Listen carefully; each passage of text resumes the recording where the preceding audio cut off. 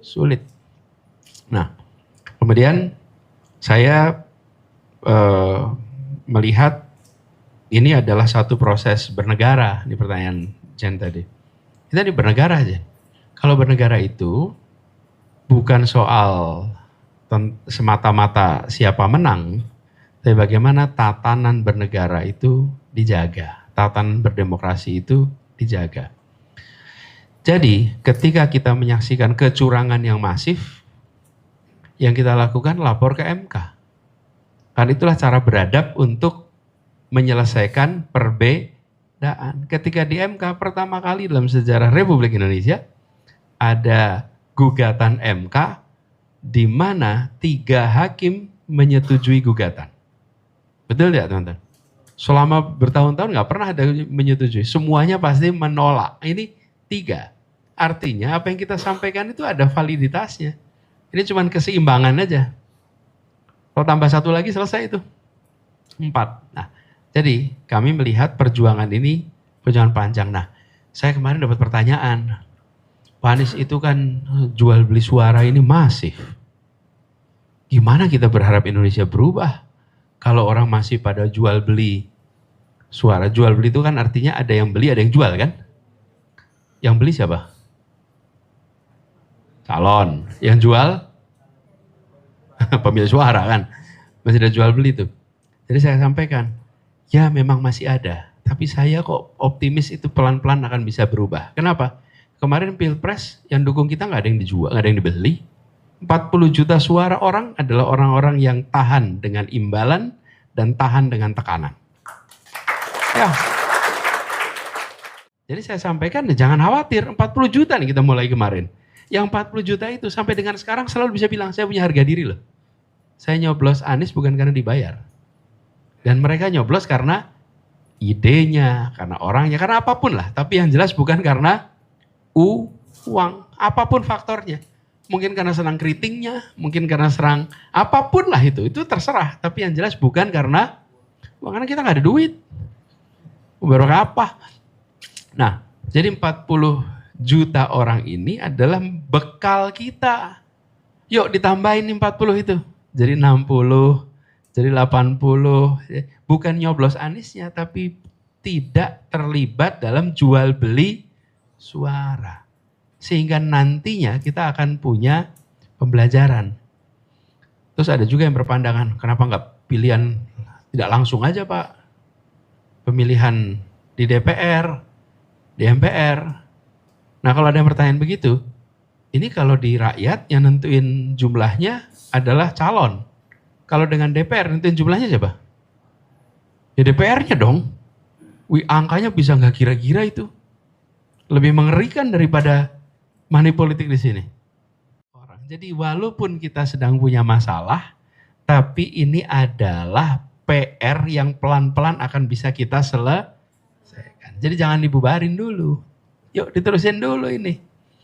Yang ngomong ini yang jadi korban ya kemarin. Ya, dan saya selalu bilang MK memutuskan pemenangnya X, saya nggak pernah menggunakan kata kalah. Perhatikan, saya selalu mengatakan saya mentaati keputusan MK. Karena kalau bicara KPU banyak anehnya di situ. Tapi MK sudah mutusin, karena MK sudah mutusin, saya memilih untuk taat pada putusan MK. Dan itu sebabnya saya pilih untuk hadir ketika saat bukan hanya pelantikan, tapi penyerahan hasil oleh KPU. Dan itu pertama kali. Menurut kami sih normal-normal aja. Apanya yang aneh?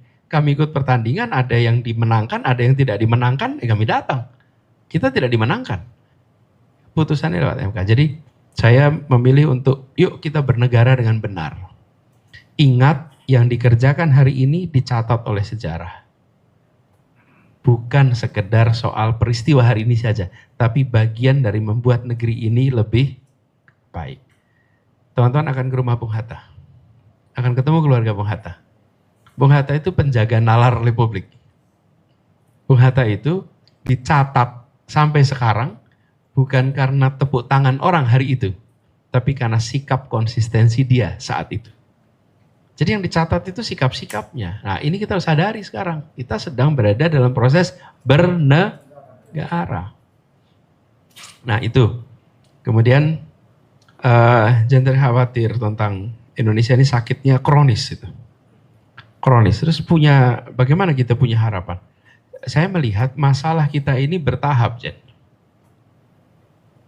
Tiap masa punya masalahnya sendiri. Tiap masa punya masalah, dan tiap masa itu kita akan merasakan berat sekali.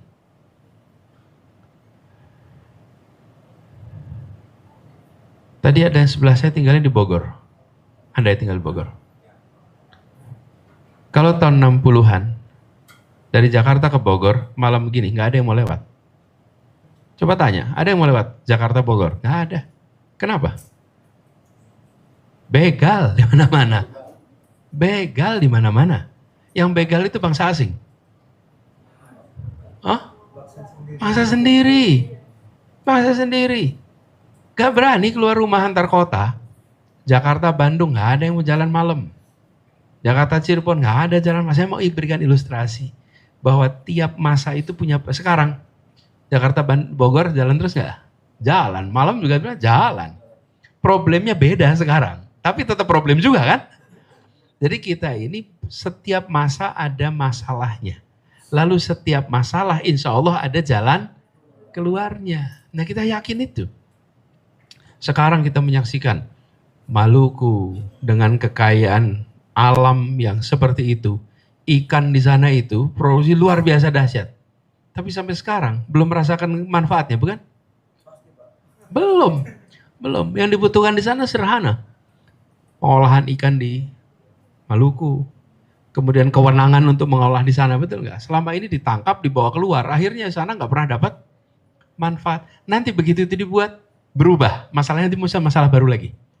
Saya beri contoh. Ada sebuah pulau, bagian dari Jakarta, yang jarak dari Ancol ke pulau itu, dengan jarak dari pulau itu ke Sumatera, itu lebih jauh ke Ancol. Jadi pulaunya itu lebih dekat ke Lampung daripada ke Ancol.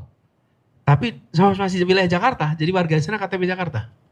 Kalau naik kapal, dari sini ke sana, dulu 8 jam sampai 10 jam naik kapal. Apa yang kita lakukan, ini pulau Sebira, terlalu jauh. Jadi kemudian kita katakan, yuk kita beresin. Disiapkan kapal kecepatan tinggi, speedboat. Sehingga ke sana itu 2,5 jam sampai. Dari 8 jam, 10 jam sampai 2,5 jam. Kan cepat sekali tuh. Dah jadi sana.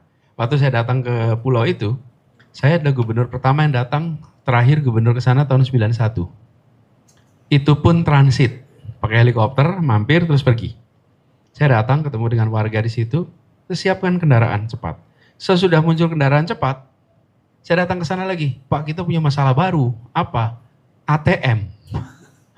Sesudah mobilitas tinggi, butuhnya adalah transaksi ekonomi. Setelah di ATM disiapin, butuhnya apa? Cold storage. Masalahnya tambah terus. Apakah itu karena akumulasi? Bukan. Karena masalah sebelumnya sudah terselesaikan. Lalu muncul masalah baru. Jadi jangan pesimis. Kita masih ketemu masalah nih. Selama kita ingin lebih baik, maka kita akan ketemu masalah. Apakah problem yang dihadapi Indonesia sekarang ini berat? Berat. Masalah korupsi, serius sekali. Serius sekali. Masalah korupsi, masalah governance. Tapi saya ini termasuk yang sangat optimis bahwa korupsi itu akan bisa hilang. Karena korupsi itu seperti perbudakan, teman-teman. Perbudakan itu ada masanya normal. Pernah nggak Anda terbayang jual beli manusia? Okay. Hari ini nih, kebayang nggak ada manusia jualan manusia? Tapi ada masanya, itu normal loh. Normal. Saya punya 15 budak, nih saya mau jual, yang kuat-kuat nih dijual, terus dibawa ke sana. Ada masa jualan manusia itu normal. Sekarang bayangkan kalau Anda jadi budak, rasanya gelap tidak? Kalau Anda jadi budak itu nggak punya masa depan. Mau gimana coba? Anda komoditas loh. Anda manusia dan Anda komoditas. Bagi pemilik budak itu biasa. Seperti kita menyaksikan hari ini, kita ini korban dari praktek-praktek korupsi. Rasanya seperti gelap.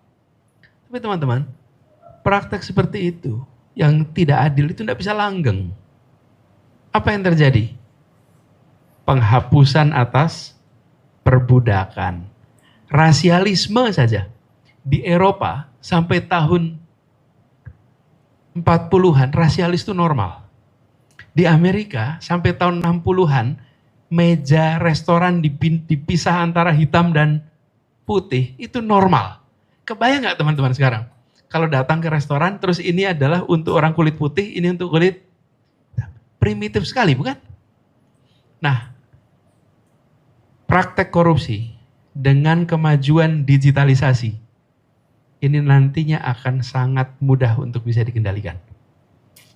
Ketika semua transaksi menjadi transparan, semua pembayaran menjadi transparan, maka praktek korupsi itu akan jauh lebih mudah untuk dicegah.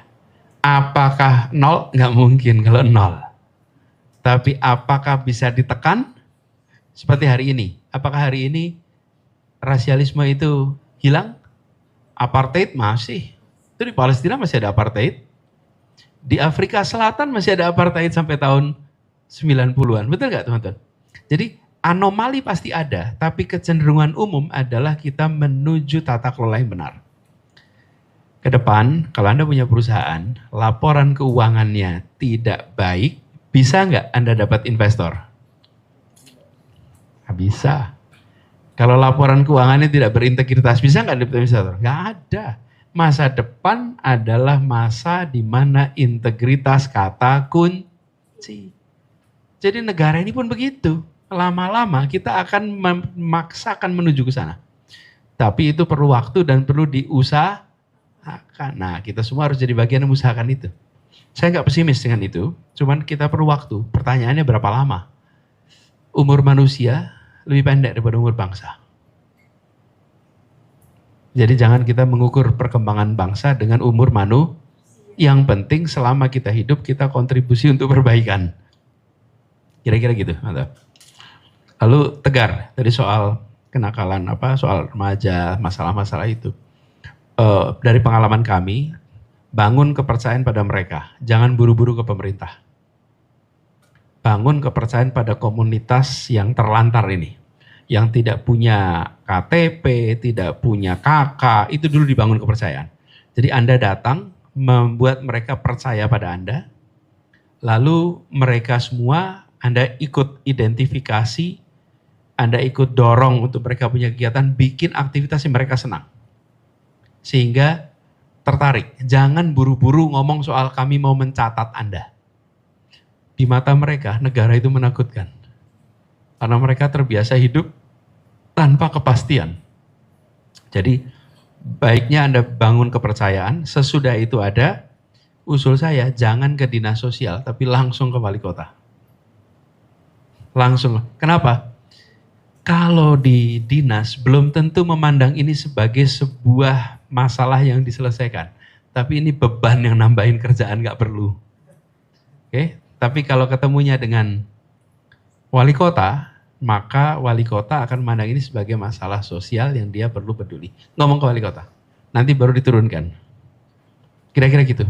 Dan wali kota Jogja sekarang, Pak Dr. Sabto ya, Hasto itu orang yang setahu saya, dia punya komitmen kemanusiaan yang sangat tinggi. Ketika dia mimpin Kulon Progo begitu, ketika dia mimpin BKKBN begitu, dan saya yakin ketika dia mimpin Jogja juga seperti itu. Jadi bangun kepercayaan, lalu langsung ke wali kota. Gitu ya? Oke, tiga-tiga itu sudah saya jawab.